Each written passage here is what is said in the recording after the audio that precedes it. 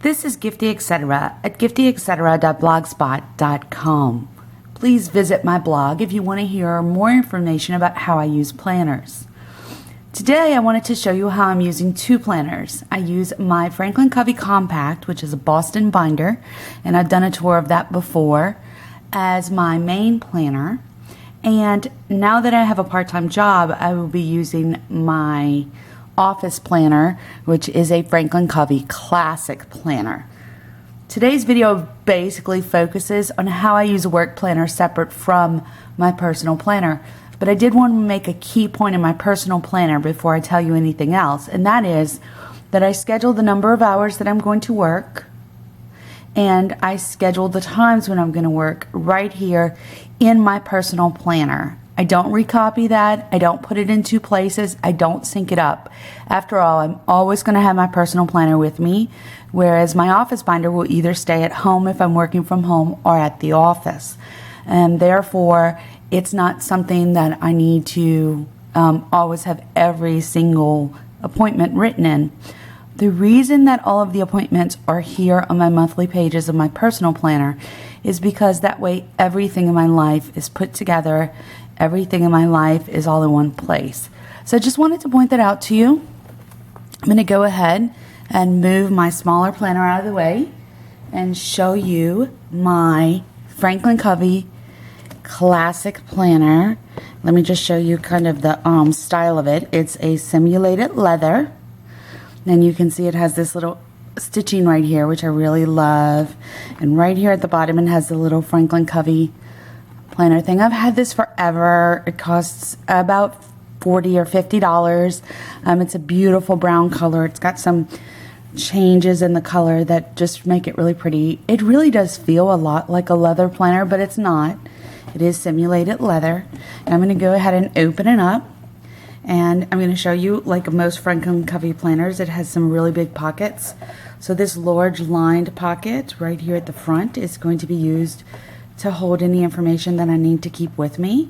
And this will be my inbox, just as it is in my other planner. Now, I haven't labeled my tabs yet because I'm so new at this job that I'm not sure quite how I'm going to use it, but I've basically put a little cheat sheet of what my tabs are in sort of the same colors as the tabs. So you see gray is notes, gray is notes. Blue is communication log, blue is communication log. Just right here with some washi tape. Right here on my dashboard, I'm going to have post-it notes here. I don't have them here yet because I have to buy the right size. But that is going to serve as my index of where things are in the planner until I get used to it. If I like it, I'll go ahead and label these. I'll go ahead and make sure that they say exactly what I want them to say. So let me show you my first pages are just some blank line pages. When I run out of these, I may get more, or I may go ahead and use some graph paper that I get off the internet, and I just go ahead and hole punch it using my Franklin Covey hole punch. These are Avery college ruled pages. They come already cut and set, and they come 100 to a pack for about $3-4 at Target. I really love these pages, and they're very inexpensive. So the first section of my planner is my communication log, and I really don't want to show you too much of the log because there's a lot in it that I would consider very, very private. So I'm going to get a sheet of paper and hide the information that I don't really want you to see. But I do want to show you a couple of things that I do with my communication log. So my communication log, it's always filed. There's a little file box that says communication log. It says who I had a meeting or a phone call with, and it has the date and time. Now that will continue all the way down.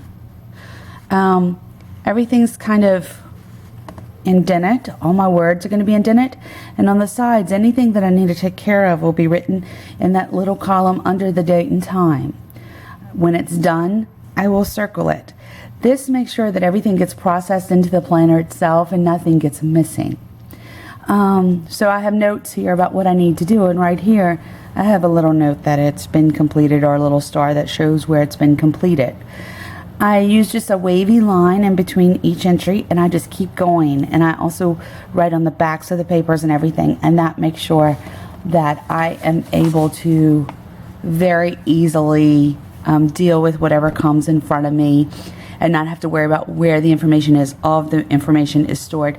You'll see that I use a paper clip right here so that I can open right to whatever page of the communication log I am currently on. Next is my project section, and this is probably, let me see if I can move this so you can see it. This is probably the most important section of my planner. If you've seen any of my other videos, or if you've gone to giftyetc.blogspot.com, you've seen how I deal with projects. I don't have any projects in here yet, but when I do, this will become an index, not in alphabetic order, just in the order that the projects are. And say the project is called household. I'd write the word household right here, write the word household on a little post-it note right here so it sticks out as a tab, and put household right behind the GHI portion of the project. This way I can keep track of any projects that I'm working on for work. I am an attorney, so most things are in project form. If it's just a little task, it'll go in my weekly planner. But if it takes multiple steps or research, or there's a final product that needs to be done at the end, it'll go right here in my project pages. This is going to be the most active bulk part of my planner. I know that sounds crazy because we're used to planners being about the calendar, but I want to keep my calendar all together, and I want to be able to just look at my personal planner and say, I can't do X, Y, and Z tomorrow because I have to work. And so this kind of project section will help me to do that. The next section I have is my monthly calendar and my weekly pages. So you'll see February in the monthly calendar.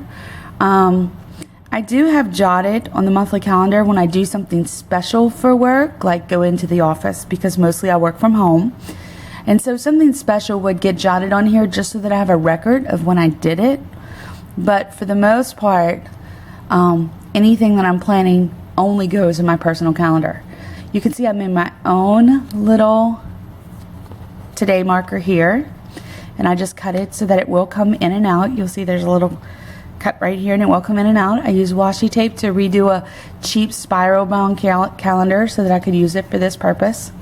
And I'm going to kind of hide what information I have, but each day of the month I do certain things, and whenever I put down what I'm working on or what I need to work on that day, that will go in this calendar. It will go in this weekly portion.